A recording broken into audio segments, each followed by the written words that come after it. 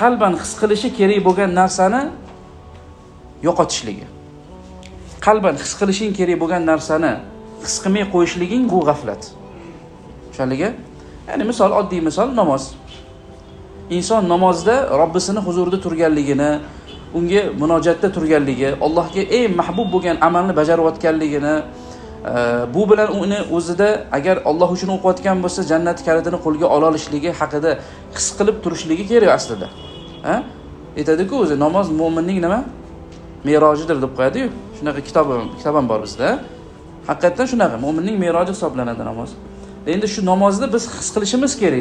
Nima o'qiyotganimizni, nima uchun o'qiyotganimizni, kim uchun o'qiyotganimizni va nimalar his qila olishimiz kerak namozda.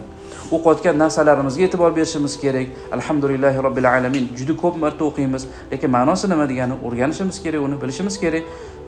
Ya'ni Robbim menga nima xitob qilyapti, mendan nimani istaydi? Shunaqa talpinish bo'lish kerak bandada. Tushunligi bo'ldi?